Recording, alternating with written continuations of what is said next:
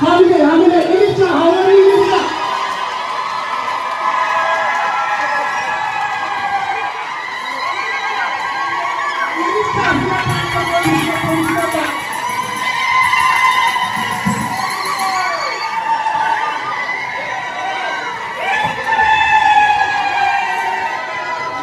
Galatoma hundi keessa bakkuma jirtanii mutaa ulfaadhaa galatoma. Bakkuma jirtanii mutaa hundi keessaniyyuu ulfaadhaa galatoma innaa hundi keessanii bakkuma jirtanii mutaa. Tole kana taasisuudhaan sagantaa akka sagantaa keenyatti daraaraa dhandhamsiisanii namni hidhaa ba'ee akka aadaa keenyaatitti silaa bakkatu bakka ta'e maal godhan? Silaa bakkatu bakka ta'e malee uffisa qabaa qalma qabaa kana sanii garaagasii agachi dhiyaannutti ijoolleen looniin godaane gaafa loonii garan deebi'anii finna jecha ayi waan biyya looniitiimi akkasuma akkam kanaaf namuu isin jaalata jechuudha. Kanaaf haawwatiin daraaraan haadhaan dhamsiisan gara itti yaama haadha Abdul Fattah aaddee Ganamee haadha Kadir haadha Aanaa haadha Mu'aaz haadha Yahyaa dubartoonni anin amma maqaa yaame kun garanatti naa koottaa daraaraan haadhaan dhamsiistani garanatti naa koottaa haawwatiillee hamileedhaan naa simadhaa.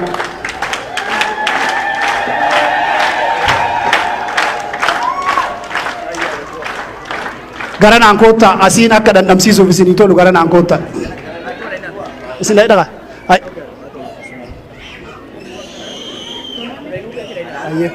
Aye galatoomaa isaan haawwatan xaarsinu jedhanii isaan waan isinii kaaniif mee isaaniin galatoomaa naa jedhaani.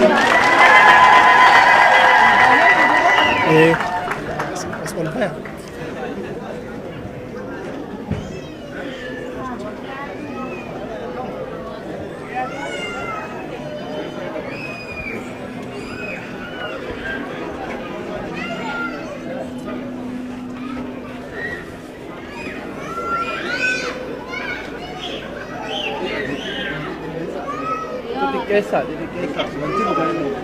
Sini rumah mana dikesa?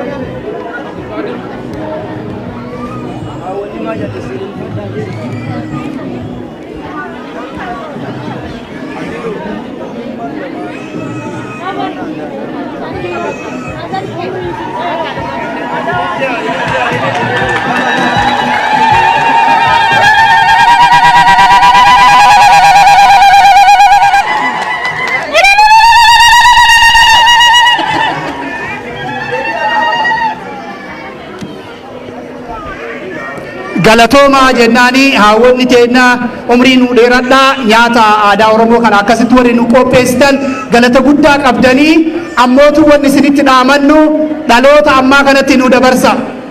Dhaloota ammaa kanatti nyaata aadaa kana akkaataa inni itti qophaa'u aadaa kana nu dabarsa innaa haawwatii teennaa hamileedhaan naa simadhaa bakka isaaniitti naa deebisa. Sillaale nama gaara laale haa taatu na agawaan isin laalte nama lafa laale haa taatu. Rabbi umrii sinaa dheeres. Namattuu gaafa jarri kunii fi koloneel Gammachuu ayyaanaa hidhaa keessa ture waanuma isaan naan jedhan isinii hima gaafa achiin booda isaan itti guutanii silatiin godhee jedhan silatii san immoo har'aa asitti kennee koloneel Gammachuu ayyaanaa qaamaanis nu keessa jiraachuu baatan yaada warra nu bira qaamaan jiru osoo hin taane warra yaadaan nu wajji jirus warra qabsoo Oromoo tumsu jedhan galfata saniif immoo obbo Iyyaayyuu warsiin bitan irraa garatti affeera jechuudha. Obbo Iyyaayyuun gara naa koottaa yeroo tokko.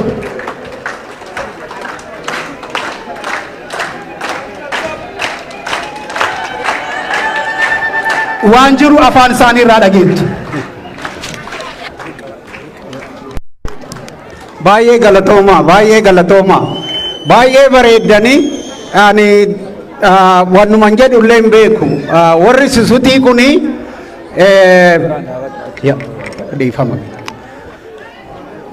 warri susutii kunis warra ajaa'ibaati faranjiin biyya kanatti dhirsaafniitidhaan ogaa wal fuudhanii for good for bad jedhaniit gaafa Johaar lafa kana ture Johaarii OMN dura ijaare mucaasaa dura Oromoo dura jechuun yoo inni mana hidhaa turellee miidiyaa kana ijaartanii ogaa dabre waan isin hojjetan hundumtuu yaadanna ofii keechanii mee harka ofiidhaa adara sirriitti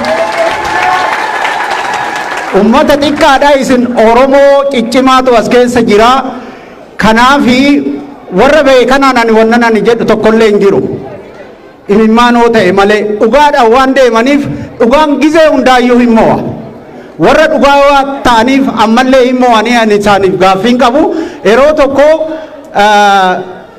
gizee isaan mana hidhaa seenaniidha mana hidhaatii ba'anii anii fi manaa koo taa'aa turre warri kun nu bahee jira wanni isaanii nyaata dhiisanii guyyaa 40 ta'aniif tokko Koroneel Gammachuu ayyaanati so yaa Waaqayyoo gaa inni mana hidhaatii naa bahee iPhone 12 kennaa yookaan bitaa fi jettee haati manaa koo jettu anillee harka dhahaan ture edaa hoggaan takka jedhu isaanillee nuu ba'anii waaqa galanne haa ga'u amma immoo hoggaa jennu iPhone 12 gabaarra hin jiru nuun jedhan haaraa bituu barbaanne tartiinii binne maarre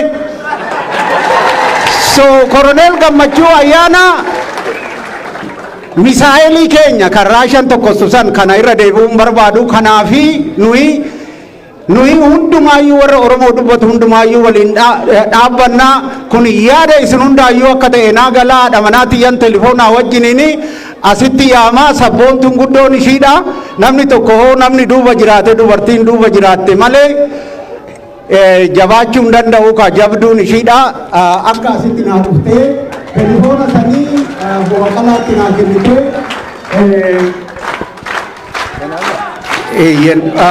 Koloneel Gammachuu ayyaanatiin nuugaanaan barbaada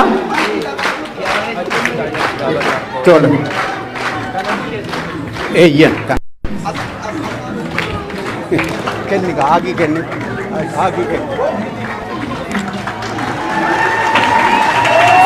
Johaar banuu hin danda'an abbo Bakkalaan galatoomaa naa jiraadha thank you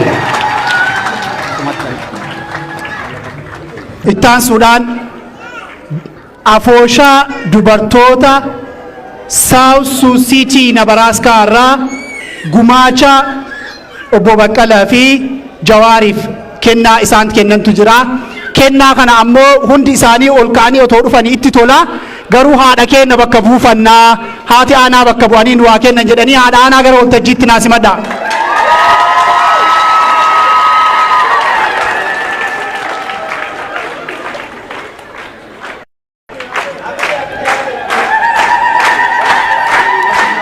haati aanaa dubartoota bakka bu'anii kennaa kennuufi jiranii kanaaf hamilee naa kennaafi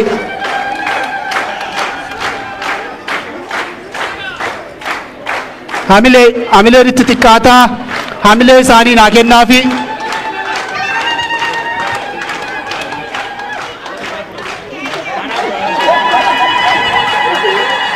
hamilee naa kennaafi hamilee tole kanatti aansuudhaan obbo silaa dura akka namni akka asnaa laalu eenyu jedhaa jirtanii nan beekaa garuu nu hunduu nuuf abbaa qabsoo kan ta'an Jawaariif ammootuyyuu gorsaa addaa leenjisaa addaa kan ta'an qabsaa barsiisaa fi kochii Jawaar Muhammad kan ta'an Jawaar illee isaan dura dubbadhu soo jenneen hin dubbatu kanaaf obbo Baqqalaan haasaa akka nuu godhan waltajjii gara isaaniitti dabarsaa hamileedhaan naasimadha.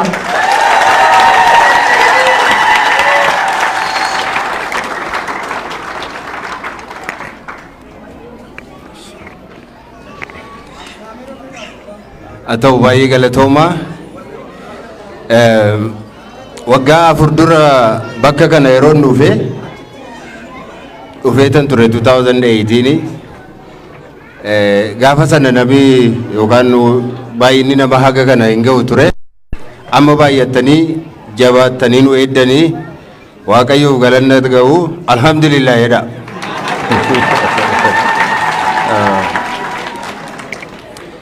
Lakkoofsa keessan qofa yoo osoo hin taane maqaa keessan hin dhageenyaa namni waan gaarii hojjetus namni waan hamaa hojjetus hammeenyi isaas gaarummaan isaas fagootti ni dhaga'ama. Namni numa quba qaba naannoon isaa numa quba qaba waa'ee keessan nus quba qabna.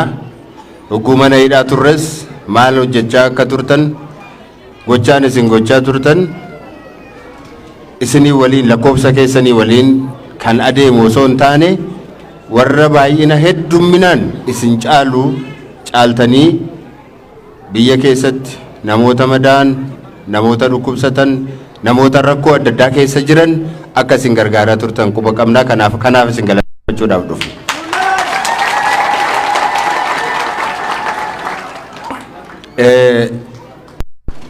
Kana jechuunanii fi Jawaararra bakka kanatti yeroo namni hundumtuu hiikameera jechuu otoo hin taane kumaatamaan obboloonni keenya kumaatamaan kan lakkaawaman ammallee mana hidhaa keessa jiru rakkoo fi dararaa adda addaa keessa jiru. Bilisummaa nuyi har'a bakka kanatti arginu haasa'uudhaaf isinii wajjiniin wal qunnamuudhaaf qabnu kana dhabanii mana hidhaa keessatti kan rakkataa jiran hedduu isaaniitu jiru. Isaanumti warra carraa qabanidha. Warrumti mana hidhaa keessa jiran iyyuu warra carraa qabanidha. Warri waggaa baay'ee jiran warri qabsoo kana gara fuulduraatti warri jijjiirama kan lubbuu isaanii wareeganii jiru. Nuyi umriidhaanis nama lafarra bubbulleedha. Garuu ijoolleen nyaatanillee hin quufin akka garaa isaaniitti maatii isaanii wajjiniin illee bashannananii warri hin quufin ijoollee kichuu ijoollee baay'ee dhabnee jirra. Nama baay'ee of biraatii dhabnee jirra. Nuti eenyuun kanatti hogguun simattan galata nu isiniif galchinu maqaa warra wareegamaniin immoo hiikamanii ala jiraniin warra baqataniis biyya alaa jiraniin maqaa dararraa keessa jiraniitiin isin galateeffachuu barbaadna. Waan gootan hundumaatiif galatoofama. Egaa akkuma ilaallu akkuma nama dubbachuudhaaf yaada isin mirga qabdu. Biyya ormaa keessatti mirga qabdu. Nummoo biyyuma keenya keessatti mirga hin qabnu. Mirguma ishee waggaa 4 har'aa qabnullee har'a hin qabnu. Isheen yeroo tokko al tokko nutti mul'isanii ifa ishee xiqqooma ishee billichi nutti godhanii nurkatti dhaamsan nurkatti balleessan utuu sirbinee hin quufin utuu galateeffannee hin quufin yeroo suma deebi'ee wanta nuyi qabne hundumtuu bishaan nurkatti namme nu jalaatii bade jechuudha. Kan baay'ee nama gaddisiisu immoo dur ormaatiin cabaa turre alagaatu nu cabsaa ture waraanatu bakka biraatii dhufee nu cabsaa ture. Har'a immoo namuma nu keessaa bahe namootuma afaan keenya dubbatan namootuma aadaa keenya beekan namootuma baay'een isaanii namoota waliin guddanne hin deebinee miidhamuu keenyadha. Wanti Oromoo miidhe wanti addaan illee qoode akkatti dubbannullee wanti nu wallaalchise waan goonullee faranjii akka nutti qoostu yookaanis immoo amma waan qottaniitu maal barbaaddu maaltu mboose akka isaan nuun jedhanitti rakkoo guddaa keessa jirra guyyaa har'aa kana jechuudha. Dhuguma har'a namni aangoo biyya sanaa qabatee jiru nama afaan keenya dubbatudha. Nama keenyadha jechuu dandeenya. Mootummaan isaa kan keenya ta'uu haa baatu iyyuu malee namni sun nama keenyadha jechuu dandeenya. Afaan keenya dubbata. Kaleessa waggaa 4 hogguu isaan miidiyaatti ba'anii yeroo isaan dubbatan yeroo isaan mootummaa darbe sana sirna darbe sana jala yeroo isaan dhaabbatan yeroo sana dhuguma abdii guddaa godhannee abdii keenya sitti kennannee turre. Amma ogaa nuu darbe jennee amma ogaa yeroon isaas nuu ga'e yeroon keenyas nuu ga'e rabbis nu ilaale jennee iyyuu turre jechuudha. Imaanaan keenya sun hundumtuu har'a hin jiru. Isa waggaa 30tti hin dhabin namoota waggaa 30tti hin dhabin waggaa 4 kana gidduutti dhabnee jiru. nama ganda keessanii du'e yoo gaafattan amma biyyatti yoo bilbiltan yoo barreessitan yoo gaafattan namni waggaa 4 kana asitti namni du'e hagam akka ta'e hundumti keessan beektu hundumti keessan quba qabdu jechuudha.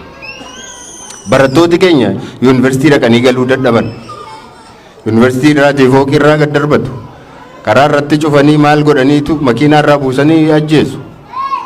Karaa makeenya irra karaa cufanii nu dura dhaabbatanii naannoo biraatii dhufanii kan keenya jedhanii nutti falmanii konkolaataa irraa buusanii waan barbaadan nu godhu. Raayyaa qabna. Poolisii qabna. Humna addaa qabna. Humni addaa Somaalee yoo fudhattan Somaalee tiksa. Humni addaa Kibbaa yoo fudhattan warra Kibbaa tiksa. Humni addaa Tigree tiksa. Humni addaa Amaara tiksa. Humni addaa Oromoo garuu nutti bobba'ee mana keenya keessatti adamsee ijoollee keenya ajjeesaa jiraadha. Waan nama dhibu kanumti nama gaddisiisu wanti jennus akkuma sila jenne wanti nu dhabsiise kanadha.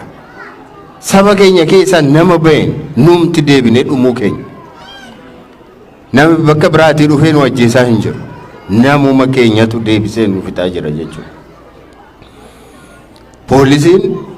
Poolisiin ormaa saba isaa tikfata. Poolisiin keenya garuu ganda keessa deemee saba isaa adamsee ajjeesa. Ijoollee amma du'aa jiran kana baay'ee isaanii kan ajjeesaa jiru. Akka bineensaatti kan adamsaa jiru. Humnuma addaa mootummaan kun ijaaree bobbaasee namumti afaan Oromoo dubbatu nutti bobbaasedha jechuudha. Kanaatiif afaan Oromoo dubbatan malee garuu mootummaan kun mootummaa Oromoo miti kan ittiin jennuuf kanaaf. Mootummaa Oromoo miti. Tokkoffaa nu hin filanne paartiilee Oromoo hogganoota isaa hidhee waajjiraalee keenya guutummaatti cufee guutummaa biyyattii keessatti cufee nuun immoo mana hidhaa keessatti nu naqee mana hidhaa keessatti nu gureetu qobaasaa ofiisaatiin dorgome. Kanaatiif kuni Oromoon hin filatamne. Dhaabii Oromoo keessa jiru. Adda bilisummaa Oromoos keessa jiru. Kongireesiin Federaalawaa Oromoo paartiin keenyas keessa hin jiru.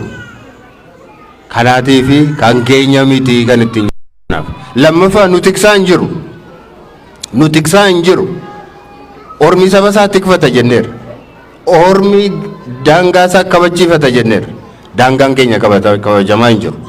Har'a naannoo Amaaraatii waan nama dhibu naannoo Amaaraatii dhufanii Wallagga fa'aa keessa seenanii qotee bulaa Oromoo arraba fa'aarraa kutunnaa geessaniitu yoo ta'e.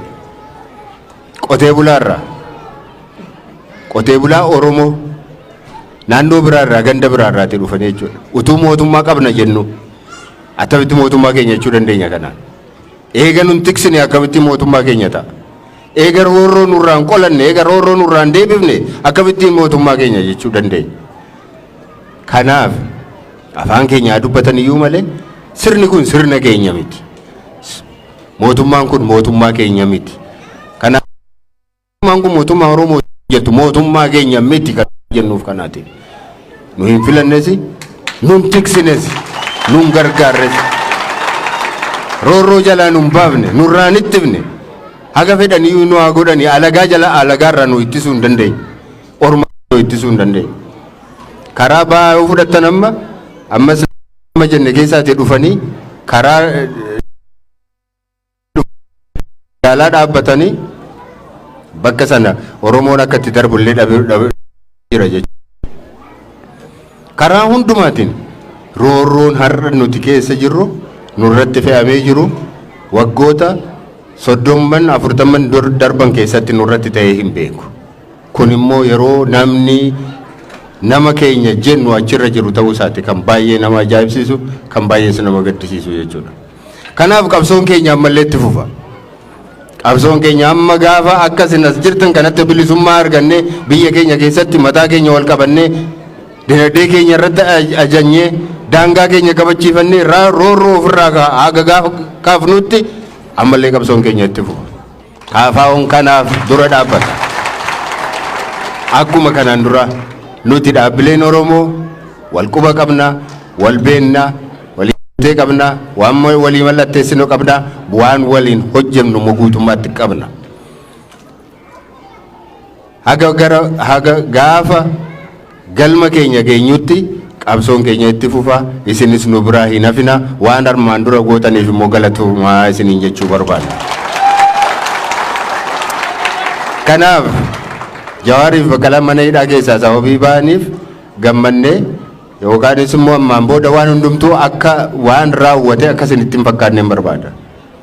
Har'a nama 10,000 yookaan isaa ol ta'utu hidhaa keessa jira. Hogganoonni adda bilisummaa Oromoo eessa jiru har'a? Quba qabdu miti bakka isaan jiran. Har'a mana hidhaa tokko keessa oolchu. Yeroo biraa immoo bakka biraatti dabarsu. Yeroo biraa immoo bakka itti dabarsu. Uffatan haga dhabanii haga wannoon isaan fixutti hinjiraan isaan nyaatutti haga sanatti ga'anii haga yoonaa mana hidhaa keessatti gatii itti baasaa jiru, gatii kaffalaa jiru. Utuu isaan achi jiranii immoo maatii isaanii ajjeesaa jiru, maatii isaanii hidhaa jiru, mana isaanii immoo gubaa jiru deebisanii jechuudha. Kanaatiif hamma gaafa kun dhaabbattutti qabsoon keenya dhaabbachuu hin dandeessu. Nuyi wanta nuyi isin hubachiisuu barbaadnu kaleessas kanumaaf dhaabbanne har'as kanumarra jirra boris kanumarran itti fufna jechuudha. Isinis nu biraan hafinaa nu gargaaraa wal quba qabaadhaa akkuma kanaan dura gochaa turtan akkuma kanaan dura nu bira dhaabbachaa turtan ammas namoota hafaniif sagalee ta'uu keessan hin dhiisna. Ammas sagalee ta'aafi ammas lammii jira. Ammas lammii keenyatu dararamaa jira. Social media irratti argitu waan gidduu kana ta'aa jiru. Waan Oromoo irratti akka ta'aa jiru. Ijoollee Oromoo akkamittiin harka dugda duubatti deebisanii hidhanii akka bineensaatti akka ajjeesaa jiran quba qabdu. Kun utuma nama keenya jennu aangoorra jiru ta'e kun hundumtu. Kanaaf kan nuti afaan baafannee kan keenya miti. Namni sun nama keenya yoo ta'u malee mootummichii fi sirnichi qoor-qalbii Oromoo hin qabu. Oromoo tiksaa hin jiru. Oromoof garaa laafaa hin jiru jennee kan nuti dubbannuuf kanaaf kanaan deebii jennee gorsina jala dhaabbanna irratti yeroo ga'u immoo dorgomnee aangoo irraatii hin buufna hin kuffisna jenneetti abdanna. Kanaatiif gaafa sana isin waan gochuu qabdan namuu waan danda'u naa qabsaa'u akkuma ammaa kana. Isin dhattanii loluu hin dandeessan. Isin dhattanii waajjira bantanii akka keenya hojii siyaasaa hojjechuu hin dandeessan. Isin maal gootu? Hojii keessan lafa jirtanitti jabaadha. Gaafa isin gaafannu immoo nu bira dhaabbadha. Abbaa feetan bira dhaabbadha. Karaa qabsoon hin deemti nu baafti jettan hundumaa gargaara. Karaa sana bira dhaabbadha. Qabsoon karaa tokko duwwaadhaan hin adeemtu. Qabsoon bifa adda addaa qabdi. Bifa qabsoo sana irratti immoo kan qooda fudhachuun isinirra jira.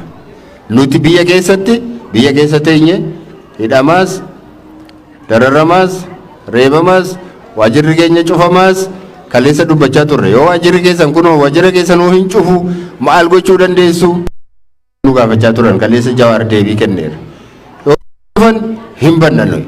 Yoo isaan nama lama hidhan 4 taanee hidhannee hidhamna ammas. Yoo isaan waan godhan ittuma deemna nuyi. Addunyaatti immoo hin beeksifna.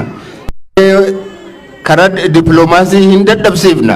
Gargaarsa isaaniif kennamu irraa dippiloomaasii qaban hin balleessinu kan kennisiifna jennee abdanna.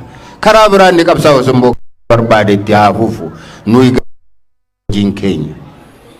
Kanaaf ani waan baay'ee isiniin jechuu hin barbaadu. Booddee gaaffilee yoo qabaattan gaaffii keessaniif deebii kennuu hin dandeenya. Jawaarittiin isin dabarsaati amma immoo isarraatii waa daga.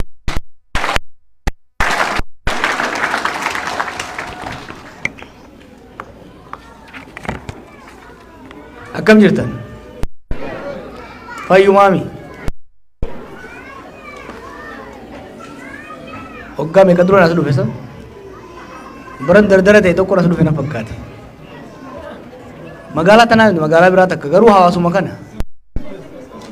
17 miti 2013 suufool dhufeetiin ol fuudhu laaqana binnee barfanaa foon shiroo na nyaachise qaalichi. Diriirsaan kun nama ijoollee adami. Gaafa nan xiqqaa ta'ee biyyeen taphadhu kanarra dullacha ture.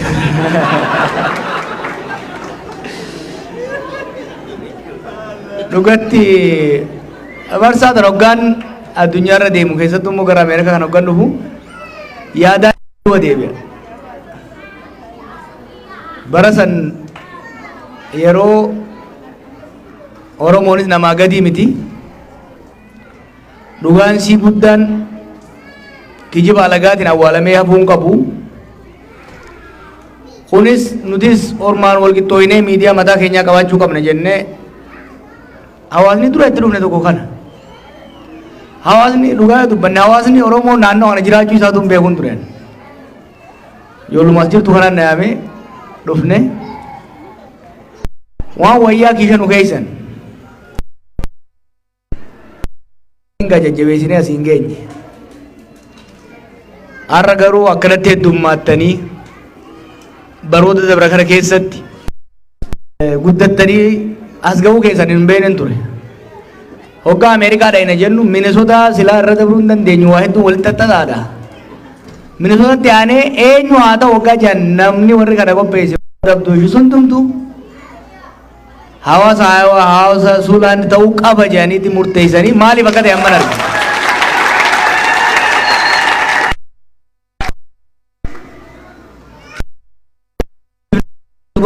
Baay'ee fakkaate walakkaan dubartoota mana kana keessa dur maaliin jedhanii beektanii gaafa dardaraa sanii walgahii dhagee gaafa dubartoonni heddummaatan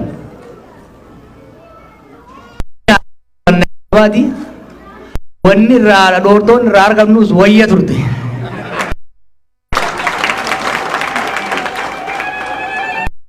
Women are very practical. Dhiira ka ama 50 olii yoo ta'e dubbiinis goggooytu kishiillee goggogaadha. Irra gijireessi dubartoota ta'anii ijoollee xixiqqoo yoo dachiin akkana wacan gaafiinis gaafii dalagaati maallaynis waan nama dalaysiisaati jechuudha. Dubartoota faarsuuf warri dhiiraa na boonsitan. Hawaasa keessan ijoollee hayyoota teessan fiddanii dhufuun hawaasa jaaraa akka jirtani. Maatii hawaasni manarraa ijaarama, maatirraa ijaarama. Maatiin haadha abbaa ilmaan intala qaba. Bakka waltajjii Oromootitti manni maatiin guutuun hoggaa dhufeen galmi lakkoofsamaatiin osoo ta'in qalbiidhaan guutamaa jechuudha. Kanaaf yeroo tokko warra dhiiraatiif harka naadhaa dubartoota isaanii mana dhiisuu dhabuu isaaniitiif.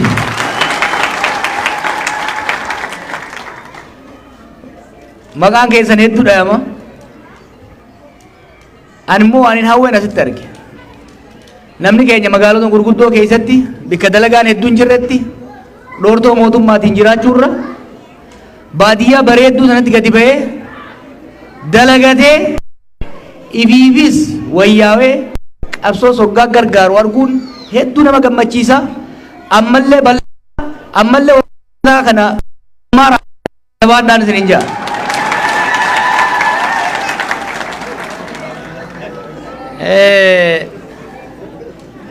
Baqqalaan haala biyyaa irraa dubbatee jira. Maaf hin deema dubbachaatii jira. Haalli uummanni keenya keessa jiru waan hedduu nama gaddisiisaati. Ajjeechaan jumlaa ajjeechaan nam-tokkee heddummaachurraa akka ka'e lakkoo isa qofa amma hoggaa nama 200 du'e siin jaan namni hin rifatu. Sooshaal miidiyaa irratti hoggaa agartan innawaa namni dhumee naasuun namarraa badu hanjamaa ta'ee jira jechuudha. Namni jumlaadhaan bakka hedduutti ajjeefama. Kaan lubbuudhaan gubama. Kaan reeffa isaatti gubatama. Waan ajaa'ibaati. Biyya san keessatti I think there is a serious problem. Siyaasa qofaa miti wanni biyya san deemaa jiru ammatti. Biyya san sheeyxaana hama seenee deemu jira. Namni keenya dur sabaaf sablammoonni biyya sanii wal loluun duruma jirti. Warra jiraa wal waaddu. Warra nama lubbuun qabu fuudhee konkolaataa irraa gadi buusee kitifu hin turre namni biyya sanii. Namni biyya sanii dhugaa waluu dubbanu taate warri na duraa kana ni beeytan. There is something really sick going on. Kanaafin an akka siyaasaatti illee fudhachuun barbaadu. Biitii sun karaa hamarra deemu jirti keessattuu waggaa afran dabre kana. Torbanuu kana laalaa.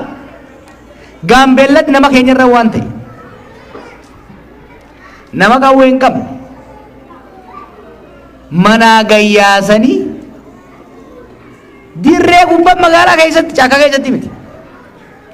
Wallotti waan ta'e. Wallotti ajjeechaa san karaa hawwate loltuu miti beekaa loltuu aaree deemuu miti. Artistootaaf wallistootaaf aaktaroota Finfinnee irraa deeman. Ajaa'ibaa bar qulquturaa isaati ajaa'ibaa. This is really sick. Har'a Wallagga nama 200 du'e jedha. Nama 200 miskiina. Miskiina wallorraa beeltii buqqaaftee achi jiraatu. Why? Qabsooynee jirra. Ajjeechaan akka uummata keenya irraa dhaabatu, saamichi uummata keenya irraa akka dhaabatu, uummanni keenya bilisummaa akka gonfatuuf qabsooyne. Waggaa afran dabre keessatti waggaa lamaan kan dabre kanatti kan arganne garuu bilisummaan nutti haaftuuti. Yaaboo lubbumaan haa jiraannu jechuu jira uummanni keenya.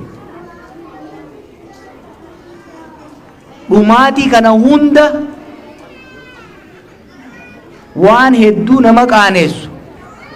Jaarraa 21ffaa keessatti yeroo silaa tattaafannee hiyyummaa keessaa ba'uu qabnutti yeroo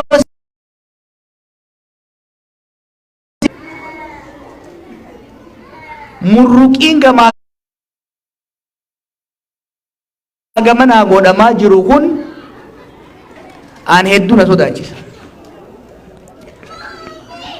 Waggaa lamaan dabre kanatti lola Tigraayitti godhamee fi Affaariif Amaara keessa godhameen ka Oromiyaatiif ka Benishaangul osoo hin dabalatin nama 500 du'e jedhan. 500,000 people. Ajaa'ibaa bara. Waggaa 4 dabalaan bara silaa gadaa silaa namni waliinuu wal dhaga'ee wal gorfatee biyya bulchuun ulfaataa taatetti sabaaf sablammoonni qeefii bulchanii biyya waliin bulchuunu gargaarsa rabbii gaafattutti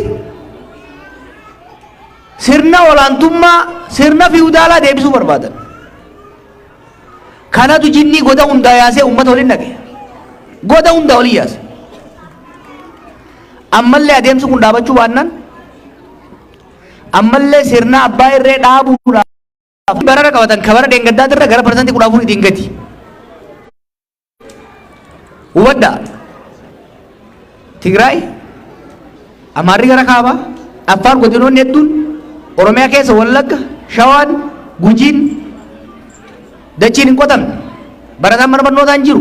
Bu'uuraaleen misoomaa daaraa ta'aa jiran. Kana deebifnee ijaaruu qabna. Kana deebifnee ijaaruudhaaf qoqqobbiin jira mallee hin dhufan jiru. Ilmi namaa waan nyaatee bulu waan daara ba'uu dhawweetti ittiin deemaa jira jechuudha. Haala kana keessatti waa'ee siyaasaatu falmuun hedduu nama rakkisa. Rakkoo kana keessaa bahuun waa'ee nagayaa ka dubbannu nuti. Nagaya wayyaa karaan humnaan ittiin deeman biyya sanitti murruqi dhumaatii hanga hin qabne fidaa jira. Dhumaatiin hangammaa jiru qacacaa ka dhufuuf taa'u dachaa.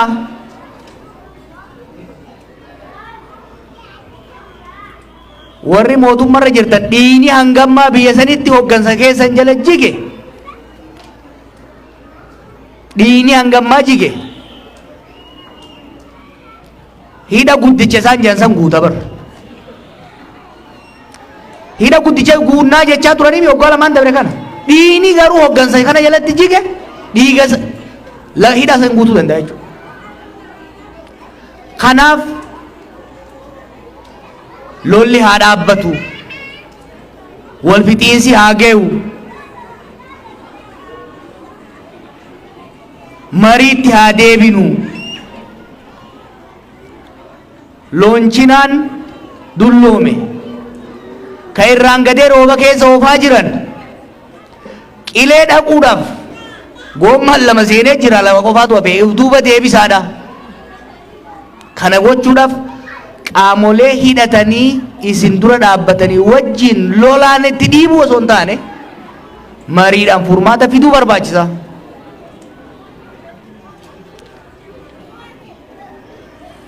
Dubbiin qawweedha, dubbiin taankiidhaan itti deemna, dubbiin diroonii dubbii daran hammeessite malee furmaata fidaan jirtu. Mari'adhaa. Kanaanu akka paartiittis akka hoggansaatti kan jennu. Wanni abdii namaa kanatti xiqqaan ni jira. Humnoota Tigraay wajjin lola suukanneessaa ilmaan namaa akka baala mukaa wintara biyya kanaa sanitti harcaase san yeroodhaaf dhaabanii ummanni beelaan akka hin dhumne gargaarsi seenuu eegaluun waan gaarii. Kana cimsanii gara fuulduratti deemuu qaban. Lolli sun deebi'ee akka hin kaane maaliif kana jenna? Nama keenya achittis gadhumu, diinagdee keenya achittis gadhumu. Lolli kun deebi'ee akka hin kaaneef marii sirna qabu dubbii wal lola san fide hiddaan furuudhaaf gara mariitti seenuu qabnaa jenna. Abdiin xiqqoon ni jirti, dalagaa hedduu gaafata gara kaabaatti.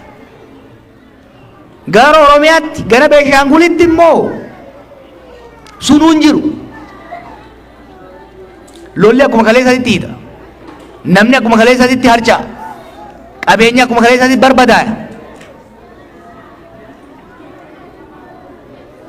Mataa gara tokko haadatanii gara biraan dhiisan. Kanaaf biitti tun ummanni kun akka baraaramuuf saboonni biyya sanii akka wal hin fidneef maaliifi adeemsi waggoota muraasa dabre irra deemame ammallee deemaa jiru sun sabaaf sablammoota guddaa uumee jira. Kana jechuun namoota muufachiisuu danda'a. Wanni amma argaa jirru kuni, wanni Wallootti argaa jirru kun, wanni Gaambeellatti argaa jirru kun, wanni Matakkalitti argaa jirru kuni hariiroo saboota biyya sanii hariiroo hadhaawaa godhee jira. Ibidda ni beektanii ibidda gaara keessa. Citaan goggogaan jiraachuu baannaan kibrini lafa bu'ee ibidda qabsiifadha. Tokko kana. Egaa lolli dhaabatee ceasefire godhame booda nuus dabalatee warra harka qawwee keessa hin jirre dabalatee rakkoo siyaasaa biyya sanii hiddaan furuu fi hariiroo haaraa new social contract ummanni kun amma booda wal deebi'ee akka wal hin fidneef sirni abbaa irree amma booda akka hin dhumneef dandeessisu olaantummaaf saamichi akka hin dhumne wabii ta'uu danda'u waliigaltee irra godhamuudha qaba jechuudha. Kana qofaa miti. Haalixa biyyattiititti yakkisuu kanneessaan yakka jechuun hin danda'amu. I don't know. Cruelty. Hamaan raawwatamee jira. Warri miidhaa irraan ga'ame sun hayti galuufii qabdi. Warri miidhaa geessise adabbii argachuu qaba. Justice has to be served. Nagaa yaada isaanii imaammata isaanii karaa nagayaatiin tarkaanfachiisantu irra wayyaa.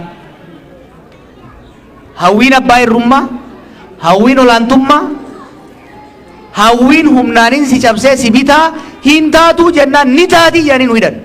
Taateere hin taane biyya wal fichiisanitti itti gad nu baasan. Namni baay'een ni jijjiiramtanii anaan faa ni jijjiiramee naan jedhan jijjiirameetiin jira. Waggaa lamaan dabree kan waan ni jijjiiramin maaltu jira? Maaltu jira? Biitti nuti biraa hidhamnee fi nu itti baane dachisami. Hoogganni amantii, hoogganti siyaasaa, beekaa kayyattu, haala kanatti nu wajjin barate, sheeyxaanumeen nu eega namni. Namni wannummaan dhageenyuu fi agarru hundi waan nama sodaachisu nu suukanneessu waan ta'eef waan kana qalbiin laaluu qabna, tasgabbeessuu qabna jenneet kan laallu. Akka kaafaa'utti ejjennoon keenya ifaadha. Hangafoonni keenya waggoota 25 duraatiif karaa irra qabsaan sirna federaalawaa Oromoof sabni biraa qe'ee irratti ittiin bulchu. Sirna dimokiraatawaa Oromoof sabni biraa mootummaa isaa ta'e qubaan itti filatu ka gubbaa itti tuulamuun osoo hin taane. Kan ammoo karaa qawweetiin wal jilbifachuun osoo hin taane yaadaan wal mormanii wal caaluudhaanii jedhanii irratti qabsaa turan. Nutis kana itti amanneet itti gallee jechuudha. Bakka ammarri jirrurraa nuti akka itti yaadnutti akkuma reefu jee sabni keenyaa fi sabaaf sablammoonni biyya sanii balaa hamaa itti deemaa jirurraa hafuudhaaf lolli gama hundaan godhamu dhaabbachuu qaba tokko. Sanboota sirna dimokiraatawaa sirna federaalawaa gad dhaabuu qabaa jennee deemna. Kana gochuudhaaf ammoo akka Oromoottis akka Kaafaa'oottis gahee leencaa taphachuu dandeenyaa jennee amanna. Kana godhuudhaaf dhugaa uummata keenyaa qabna. Dhugaa qofa qabatanii hin gahaa miti. Keessattuu jijjiiramoota hunda keessatti ce'umsoota hunda keessatti uummanni keenya haqa isaan malu dhugaa isaan malu wanni hanqateef jaarmaya cimina hooggansaa cimina imaammataaf caasaa gahaa ta'e ka uummata kana tarkaanfachiisuu danda'u jaarrachuu waan hin danda'iniifi baroota nugustichi aangorraa kaarfamees baroota darguun aangorraa kaarfamees baroota warri IPRDF aangorraa kaarfamees ummanni keenya carraa sanitti fayyadamee bilisummaa dhugaa argachuu ka dadhabeef jaarmaya cimaa hooggansa ititaa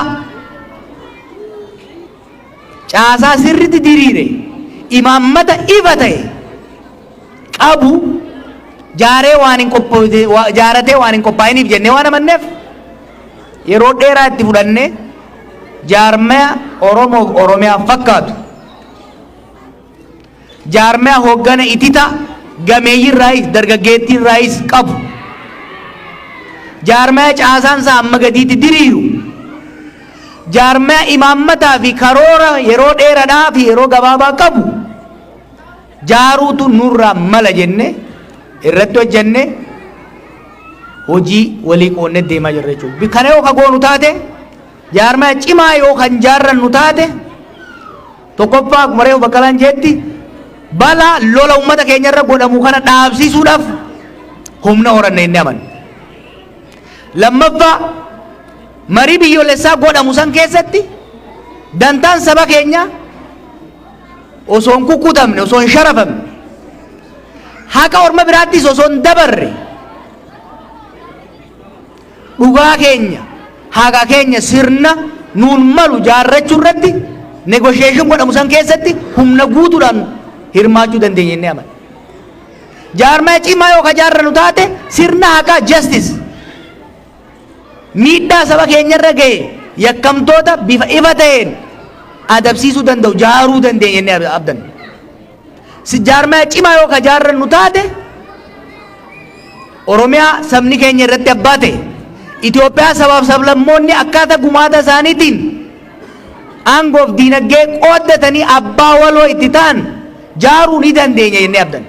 jaarmee cimaa immoo yoon qabaatin jaarmee cimaa yoon qabaatin dhugaan keenya hanga arbaa yoo ga'es dhiini keenya akka lagatti yoo lola'es ummanni keenya amma fedhe yoo lallabates jaarmee hoggansa ititaa qabu jaarmee caasaa hanga gadi diriiraa qabu jaarmee imaammata ifaan ifa ta'ee fi tarsiimoo sirritti itti yaadamee bilchaate yoo kan hin qabaanne taate lolallee ofirraa dhaabuu hin dandeenyu marii keessatti illee haqa keenya eegsisuu hin dandeenyu haqa ummata keenyaas galchuu hin dandeenyu Oromiyaaf Itoophiyaa Oromoodhaaf taatu jaaruu hin dandeenyu. Kanaaf fuulleffannaan keenya kan irratti fuulleffannee jirru jaarmee cimaa jaaruu irratti kana godhuudhaaf immoo bu'uura raacitii gahaa lafa keenya jirra inni abdanna ummanni keenya biyya alaa yaada nu dhiyeessinu dhaggeeffadha ka isinii ta'e fudhadha ka isinii hin taane ofirraa darba ka jidduu jiru immoo riizarbii irra seef godha kaayadha nu akka kaafaa'ootitti tarsiimoo qabna jennee yaadna karoora bareedaa qabna jennee yaadna tarsiimoo ummata kana bakkaan gahuu danda'u ni qabna jennee yaadna amma duras tarsiimoodhaan masakamnee injifannoo argamsiifnerraa muuxannoodha qabna biyyoota adda addaatirraas waan baranne qabna kanarratti hundoofne saba kana dhugaa isaa ni galchine jennee qabsoof kanarratti hamma dandeessaniin miseensa ta'uudhaanis nu gargaaruudhaanis yaada nu kennuudhaanis akka nu bira dhaabattan isin gaafadhaa galatooma.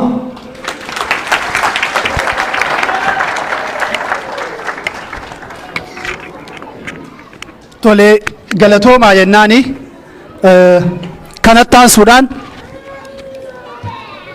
reefu mana keessaa waa jedhaa turan warri aywaa kuni cimaadha warri suulaan jabaadha kanaafuu yeroo hundayyuu bakka kamittuyyuu nama saalfachiiftanii hawaasni suulaan umrii nu dheeradhaa jiraadha isiniin jechuu barbaada kan itti aanu xiqqoo waa kiisa nama jiisuu waan jiru akkam akkasimi kana ammoo kiisa jiisuuf akka duraaniitii miti duraan as dhaabadhee 4 10 5 jedhaa olaame har'a akkasin goonu lakkoofsa argaartanii meesii lakkoofsa kana isini gurgurra caalbaasii qabna jechuudha lakkoofsa kana isini gurgurraa lakkoofsi kuni namni hundinuu carraa walqixa qaba abbaar lakkoofsi baheef of kolcha